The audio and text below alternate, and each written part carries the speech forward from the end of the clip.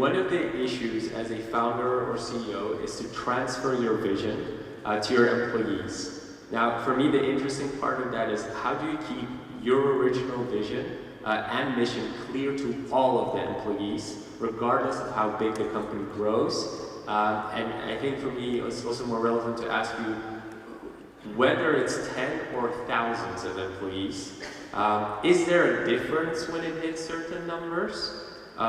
Just so that the founders in this audience are aware, is it different at 10? Is it different at 20? Is it different at thousands?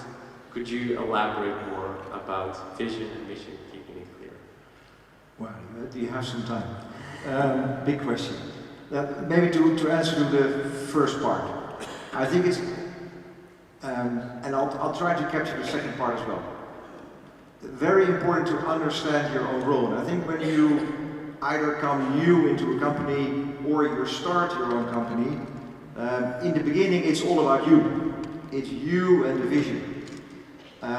Then you start building your team, your winning team around you.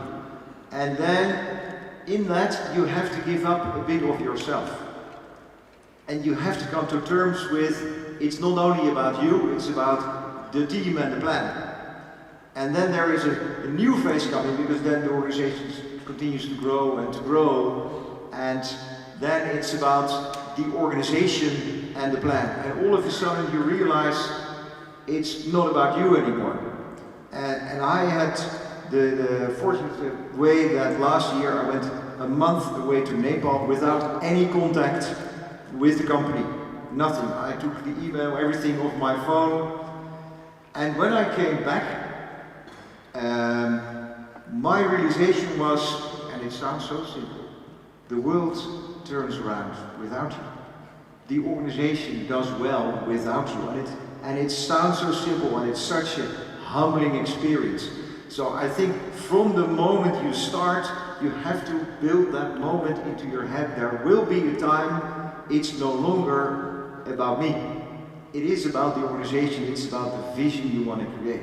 But that vision, and that would be my second message, have to be extremely sharp. You have to be able to spit it out in 5 words. And in our way in Transavia, it's we make locals feel good. You don't need more than that. When you hear that, you know what we're trying to do. It's as simple as that, and then live it. And maybe the third message is, it's all about storytelling. So don't come up with PowerPoints, don't come up with other difficult things, plans. It's about a story. Explain, as I did with my Nepal experience, explain it at the end of the story, and train your own people and train yourself in that storytelling. It's a competence you can learn. It's not something you maybe naturally have, but you can learn it. And start now, not when your company is 20 or 30 people large. Start now. What is your story? Why did you start this? Great, thank you. Ailey and Lara, do you have a practical tip as well to apply to keep the vision centered for all the employees? Just like a simple practical tip people could apply right away?